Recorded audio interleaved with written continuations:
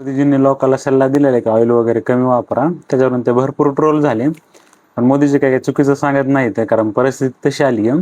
ही Saudi अरेबियाची company Saudi Aramco, त्याचा CEO काय म्हणतोय, Saudi Aramco CEO warns markets will not recover till 2027. मग 27 पर्यंत आता 6-7 महिने ते हेच झाले, म्हणजे आता मे चालू ना. आणि सध्या अगोदर आपल्याला जे 60 रुपये पर बॅरल भेटत होते, 120 पर barrel भेटायले.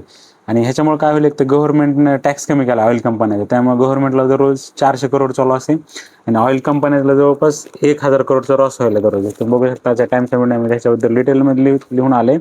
Oil companies losing 1 crore 1000 crore a day, hike in prices imminent, हिंट स्पुरी जे ऑइल मिनिस्टर आपले ते म्हणाले. तर आणि आता ठीक आहे ना, एवढे दिवस आपल्यावर तर टाका नाहीत कंझ्युमरवर, कारण ऑइलच्या प्राइजेस तर डबल झालायत.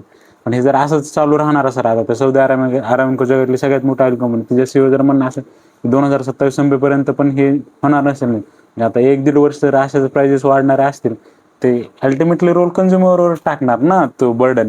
गव्हर्नमेंट तरी किती दिवस स्वतःचे टॅक्स पेअरचे पैसे तिथे खर्च करणार किंवा त्यांच्याकडे येणार आहे, कारण ते पैसे दुसऱ्या पण प्रोजेक्टमध्ये वगैरे लागणार असते. तर आणि आता सध्याच्या कंडिशनला 2027 मध्ये अजून जर हा संघर्ष चालू राहिला तर ही डेट अजून वाढू शकते, पुढे वाढू शकते. मग ते 120 बॅरल पर बॅरल 150 पण होऊ शकतं. आणि त्याच्यामुळे मोदीजींचं म्हणणं आहे की थोडं तुम्ही कमी वापरा, कारण आपल्या हातात तर नाही बघा. 80-90% ऑइल आपण इम्पोर्ट करतो, त्यामुळे त्याचं प्रोडक्शन आपल्या हातात नाही, डिस्ट्रीब्युशन आपल्या हातात नाही, आणि ग्लोबल मार्केट्समध्ये त्याची प्राइस काय राहणार आहे ते पण आपल्या हातात नाही. आपल्या हातात काय, फक्त आपण त्याचं कन्झम्पशन कसं करू शकतो.